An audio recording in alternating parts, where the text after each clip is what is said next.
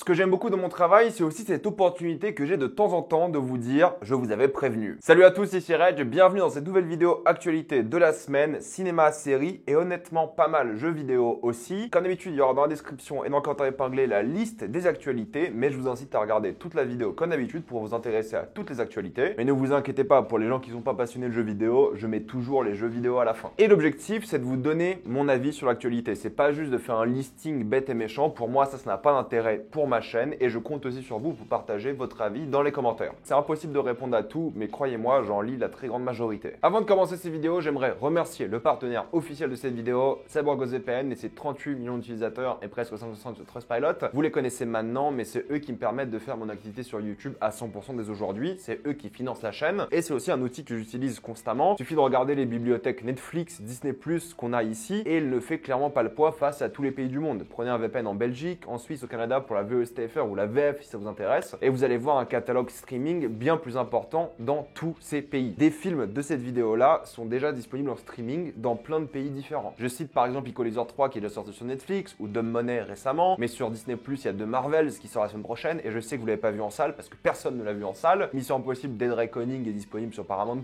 Plein de films et même pour ceux qui veulent découvrir Max en avance, vous pouvez avec un VPN dans des pays de l'Union Européenne qui ont déjà HBO Max. Pour les gros consommateurs de YouTube, vous pouvez essayer YouTube Premium pour beaucoup moins cher avec un VPN dans un pays de l'Union Européenne comme la Roumanie où c'est beaucoup moins cher ou des pays en dehors comme l'Inde, la Turquie, l'Argentine. En fonction des pays, il faudra un petit peu bidouiller mais ça se fait aisément et YouTube sans publicité, c'est vraiment dingue, ça change la vie. Vous serez bien plus en sécurité qu'un VPN, que ce soit sur la Wi-Fi de l'université, la bibliothèque ou de l'hôtel. Vous pouvez partager un compte avec 7 personnes au total, c'est disponible sur tous vos appareils préférés, c'est super simple d'utilisation, en quelques clics c'est fait sans aucun problème. Vous pouvez essayer par vous-même car vous êtes satisfait ou remboursé sous 45 jours et vous avez une assistance technique en français 24h/7. Utilisez le lien dans la description, dans le commentaire épinglé afin de vous abonner à CyberGhostVPN et bénéficier de 83% de réduction plus 4 mois gratuits. Foncez sur l'offre. Première actualité agaçante, il faut le dire, c'est le fait que Chris Rock va réaliser un remake aux États-Unis du film Drunk. C'était mon film préféré, je crois, de l'année 2020. J'adore ce film, vraiment, je le trouve absolument génial. Il n'est pas parfait en soi, mais vraiment, je l'adore et je vois pas l'intérêt d'un remake. Comme dirait Bong Joon-ho lorsqu'il a gagné genre 20 Oscars le même soir, une fois que tu passes la barrière de 2 cm des sous-titres, tu découvres un nouveau monde du cinéma, chose que les Américains n'ont jamais compris. Ils préfèrent faire des remakes à 2 balles qui dans la majorité des cas sont des échecs. C'est tout à fait possible de faire un remake adapté à la culture américaine qui est complètement différente en termes d'alcool d'ailleurs ou à la culture danoise. C'est possible d'en faire quelque chose d'intéressant mais en soi le projet même est cynique. Le film est très bien, vous n'avez pas besoin de le réadapter. Il y a des remakes ok très bien ou des réadaptations qui ont un sens mais celle-ci je pense qu'il n'y a aucun intérêt. Taro est un film d'horreur qui a eu le droit à sa première bande-annonce. J'aime beaucoup l'esthétique du film, la direction artistique. En termes de film d'horreur il y a l'air d'avoir quelques idées assez intéressantes. J'ai fait mon trailer réaction sur TikTok si vous voulez plus de détails. Encore une fois, c'est impossible pour moi de réagir en détail dans ce genre de vidéo. Ça a l'air pas mal du tout, ça a l'air assez intéressant. J'ai peur que ça tombe dans les clichés et travers habituels des films d'horreur. Mais en termes de DA, ça a l'air assez généreux et je pense que ça va être pas mal. Je crois que ça sort en avril. Et pareil pour le nouveau film de Guy Ritchie, The Ministry of Ungentlemanly Warfare, qui a l'air d'être une sorte de Inglourious Basterds de la Seconde Guerre mondiale, mais en mode Guy Ritchie, porté par plein d'acteurs remplis de testostérone. Ça a l'air plutôt fun. La bande-annonce montre une sorte de retour à Guy Ritchie avec son côté un peu groupe de gangsters britanniques mais cette fois-ci dans le passé. Il est vraiment fort en termes de gangsters contemporains mais là c'est dans le passé et aussi un mélange de ses films récents en mode film d'action. Donc ça peut le faire, ça sort normalement en avril chez nous aussi. On en parlera évidemment mais encore une fois regardez Guy Ritchie qui sort genre 2 films par an, c'est assez abusé. La bande-annonce aussi de Long Legs, une sorte de film d'horreur avec Nicolas Cage et plein d'autres acteurs. On sait pas trop de quoi ça parle, ça a l'air d'être un thriller de serial killer horrifique. La bande-annonce est assez angoissante, je vous la conseille, je peux pas en dire plus. Allez la voir, ça s'appelle Long Legs. Malheureusement, vous l'avez vu, j'imagine, sur internet et sur les réseaux, Carl Weathers nous a quitté à l'âge de 76 ans. C'est une icône du cinéma pour plein d'œuvres différentes évidemment, que ce soit Rocky ou Predator. Pour les plus jeunes d'entre vous et fans de Star Wars, vous le connaissez peut-être pour son rôle dans Mandalorian très récemment. Mais c'est un gars qui a marqué du coup la culture cinématographique, qui nous a quitté récemment. Mais évidemment, tout le monde du cinéma est en deuil, hein. Beaucoup ont rendu hommage à l'acteur. C'est toujours triste de voir un acteur partir comme ça, mais on va se rappeler évidemment de son héritage, on va se rappeler des rôles cultes qu'il a interprétés, on va se rappeler de l'icône qu'il était pour beaucoup de personnes. Et encore une fois, rappelez-vous, une saga actuelle, Creed, existe entre guillemets grâce à lui. C'est son héritage à lui qui est porté à travers cette saga, et c'est encore plus touchant maintenant de regarder ces films, je pense, vu la disparition de l'acteur. Mais bref, il va évidemment nous manquer. Un autre décès malheureux récemment, peut-être un peu moins connu, mais il fallait quand même le citer, c'est Mark Gustafson qui a co-réalisé récemment le film Pinocchio. C'était un maître du stop motion, c'est comme ça que beaucoup l'appelaient, et surtout Guillermo del Toro. Ils ont travaillé sur le film ensemble. Pinocchio est un excellent film d'animation, l'un des meilleurs films de son année de sortie et l'une des meilleures adaptations de Pinocchio de tous les temps, je vous la conseille. Mais il nous a aussi quittés. Nos pensées évidemment comme d'habitude à leur famille.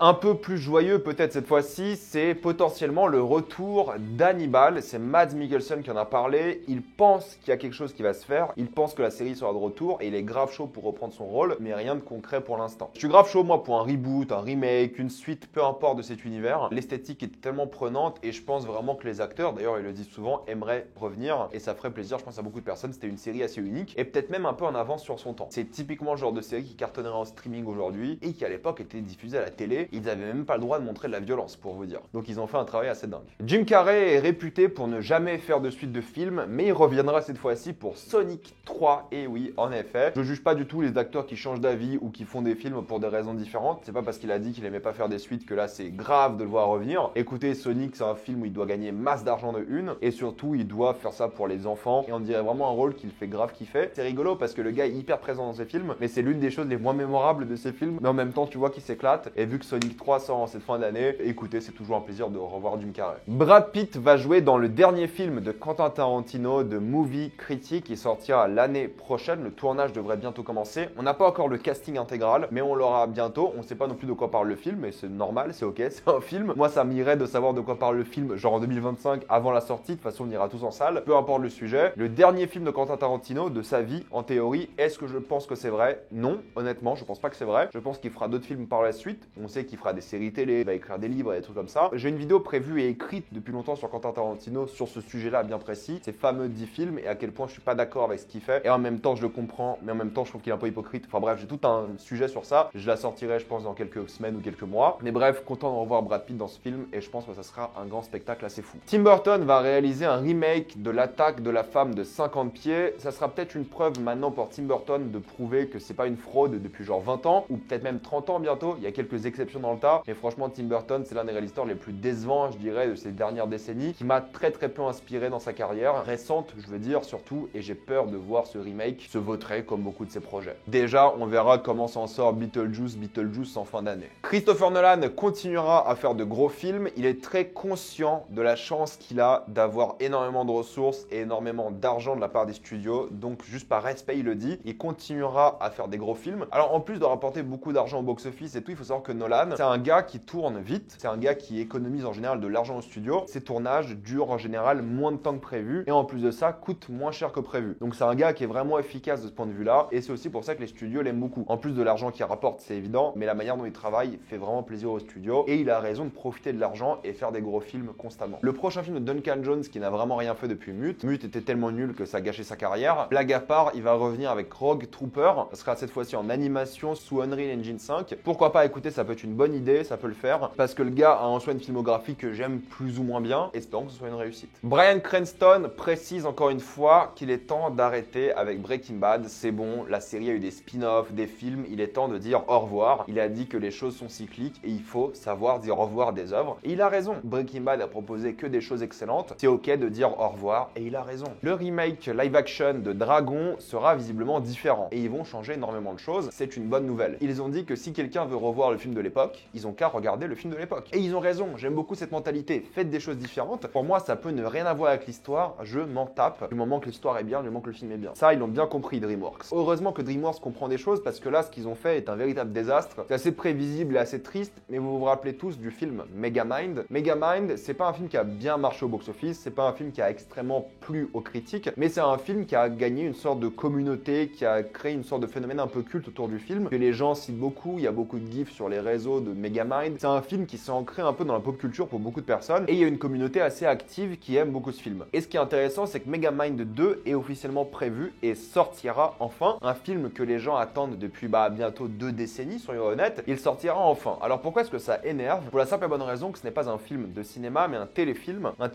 produit par DreamWorks TV. Si vous allez voir la bande-annonce, c'est une catastrophe. Le film de l'époque a une meilleure animation que le film qui sort là au début mars ou un truc comme ça. C'est un téléfilm qui sortira sur Peacock et visuellement c'est une catastrophe. Et en plus de ça, le téléfilm sera associé à une série télé qui sortira dans la foulée le même jour. Donc ils font une suite à une série télé, donc normalement les fans devraient être contents. Et la vérité est que visuellement c'est catastrophique, c'est immonde. Et c'est un peu triste pour les fans de Megamind, c'est un peu triste pour tous les animateurs qui ont bossé dessus, mais il faut savoir plusieurs choses. Premièrement, DreamWorks n'avait pas la volonté de faire ce projet, mais j'imagine que Peacock ou n'importe quelle plateforme qui voulait se battre pour le projet a payé DreamWorks beaucoup d'argent. Et il faut savoir que DreamWorks récemment en termes financiers c'est pas la joie. Ils ont eu quelques succès mais globalement ils ont esquissé quelques gros flops récemment, tellement qu'ils sortent beaucoup de leurs films sur les plateformes, comme La Nuit d'Orion qui est un film DreamWorks qui est sorti, qui est pas mal, que j'ai regardé la semaine dernière, que je peux vous conseiller, qui est vraiment chouette. Ils ont du mal à sortir leur film en salle, pour beaucoup d'entre eux, ils ont un peu peur, ils ont besoin d'argent. Du coup Peacock a racheté le film Megamind et pour économiser de l'argent, ce que DreamWorks a fait, c'est qu'ils n'ont pas travaillé sur l'animation du film et de la série d'ailleurs. Qu'est-ce que ça veut dire? C'est que DreamWorks ont produit la pré-production, donc tous les assets, les personnages, les décors, tout ça. Ils vont faire aussi la post-production, donc les bruitages, le son, l'acting et les choses. Mais au milieu, l'animation en soi, tout ce qui ne concerne pas le scénario et les choses que j'ai évoquées, l'animation sera faite par un autre studio, généralement dans des pays où les droits du travail sont inférieurs aux États-Unis et où surtout la main-d'œuvre est beaucoup moins chère. Donc ils ont externalisé l'animation, c'est quelqu'un d'autre qui va la faire. Ils vont animer plusieurs secondes par semaine de l'œuvre et du coup ils vont créer une œuvre qui est dégueulasse. Fatalement, le budget sera bien plus réduit et du coup ils sortent une version cheap d'une licence qui a gagné en popularité et c'est comme ça que le film et la série se sont faits et c'est pour ça que ça serait un désastre. Je sais pas si je vais regarder honnêtement, j'ai pas envie de voir une version cheap de ça, mais de base ça m'attire pas. C'est comme la série Kung Fu Panda, la série je crois que sur Netflix. En soi c'est ringard et un peu nul, mais la vérité est que c'est pas grave non plus, c'est juste une manière pour DreamWorks de se faire un peu d'argent. Désolé pour les fans de Megamind, je dois admettre que j'en fais pas spécialement partie, même si le film de base j'aime bien sans plus. Désolé pour ceux qui attendaient une suite, malheureusement la suite sera sur Peacock et elle sera probablement de mauvaise qualité, en tout cas artistique. Peut-être le scénario sera génial, peut-être le reste sera bien, mais en termes de budget, ça sera mauvais. Les fans de Megamind, je sais que vous êtes déçus et c'est vrai que vous méritiez mieux, mais la triste réalité économique est là aussi. Un point box-office avec Tout Sauf Toi qui a dépassé les 150 millions sur un budget de 25 millions, énorme carton, énorme réussite. Je l'ai pas encore vu personnellement, je devais le voir mais ça s'est pas fait au final, je le verrai plus tard. Les gens l'aiment bien, c'est un bon délire et ça va peut-être relancer les comédies romantiques au cinéma. Mean Girls a aussi pas mal cartonné, j'ai toujours pas vu non plus, j'avoue j'ai pas eu le temps et j'ai pas eu l'envie non plus de voir ça au cinéma. 92 millions de box-office international pour 36 millions de budget, c'est pas mal du tout aussi. Pauvre créature qui dépasse bientôt les 70 millions pour 35 millions de budget, c'est pas mal aussi, surtout vu le sujet du film. C'est là que vous voyez à quel point les Oscars et les cérémonies de récompense boostent le box-office des œuvres, surtout la sortie internationale du film parce qu'avant le film était sorti qu'aux States. Donc c'est vraiment impressionnant et c'est grave cool. Et Argyle, 35 millions au box-office lors de son premier week-end pour un budget de 200 millions. Rappelez-vous, le premier week-end, c'est le week-end qui rapporte le plus d'argent d'un coup. De manière générale, évidemment, il y a des exceptions. Et c'est là que c'est rigolo, c'est que j'ai fait ma critique où j'ai mis énorme flop en disant que ce sera le premier gros flop de l'année. Et tout le monde était dans les commentaires, non mais comment tu sais, le film n'est pas sorti, personne n'en parle pour l'instant, tu verras, le film va marcher, t'es un rageux et tout. Voilà. J'ai pas souvent l'occasion de dire que j'ai bien prédit le box-office d'un film, mais la vérité est là. C'est un énorme échec commercial. Alors encore une fois, il y a débat parce que c'est un film Apple, donc il est fait pour sortir sur Apple. Donc en soi, peut-être Apple, il consolide les pertes un petit peu là. Mais globalement, ça reste un flop, en tout cas au box-office. Un énorme échec et c'est la vérité. Pour lancer des suites et une licence de super espion, ça va être compliqué. Surtout que le film est vraiment détesté par beaucoup de personnes. Pour le coup, je le défendrai. Il est pas parfait, mais je le défendrai. Quelques news Apple TV+, votre abonnement, en tout cas ceux comme moi qui ont l'abonnement annuel, va passer de 69 € par an à 99 € par an. Vous êtes beaucoup à me dire, mais Reg, t'es con, c'est gratuit sur Canal+, en plus t'as Canal+. Oui, j'ai Apple aussi sur Canal+, mais la vérité est que j'aime beaucoup plus l'application Apple TV+, qui est d'après moi largement meilleure. La qualité sur Apple est en 4K, sur Canal, c'est pas la 4K, si je dis pas de bêtises. Et surtout que l'abonnement Apple TV+, sur Canal, je pense qu'à partir d'avril, donc les 1 an de l'arrivée d'Apple sur Canal, il y aura un supplément à payer. Ce sera sûrement moindre que l'application Apple TV+ en soi, très bien. Je l'estime entre 2 et 5 € par mois en plus. On va voir combien de personnes vont rester abonnées. Mais me concernant moi, je préfère l'application Apple TV+, tout ce qui l'entoure, plutôt que tout avoir sur Canal, parce que j'aime pas du tout l'application MyCanal. Pour moi, c'est l'une des pires des plateformes de streaming, et du coup, je préfère payer. Mais voilà, vous savez pourquoi je paye, et vous savez que les prix vont augmenter. C'était prévu depuis des mois maintenant, hein, j'en ai déjà parlé en vidéo actualité, mais voilà, ça va s'acter dès le 1er mars. Et si on parle d'Apple, Hijack saison 2 va se faire. À la base, Hijack était une mini-série qui était sympathique, sans plus, je trouve. Mini-série, mais qui sera donc transformée en série télé et qui va donc avoir une deuxième saison avec le retour de Idris Elba. Est-ce que ça sera dans un avion? Est-ce que ça sera dans un train? On n'en sait rien. Je vois pas l'intérêt personnellement, mais ça peut être sympa aussi. Il y a eu beaucoup d'actualités concernant Avatar, le dernier maître de l'air sur Netflix, mais je vous en prévois une vidéo à part, entière, pour parler un peu de la catastrophe qui se prépare. Normalement, ça sortira cette semaine. Bridgerton, saison quoi? 3, 4, je sais même plus, sortira en mai et en juin. Partie 1 en mai, partie 2 en juin. Je vais encore faire un coup de gueule, hein. On est où là? Non mais c'est ça la vérité, on est où? Ils vont sortir genre 6 épisodes en mai, 6 épisodes en juin. S'ils avaient sorti semaine par semaine les épisodes, ils auraient pu sortir en mai, juin et même juillet. Pendant 3 mois du Bridgerton, les gens auraient kiffé, mais non, ils préfèrent sortir la moitié en mai, la moitié en juin.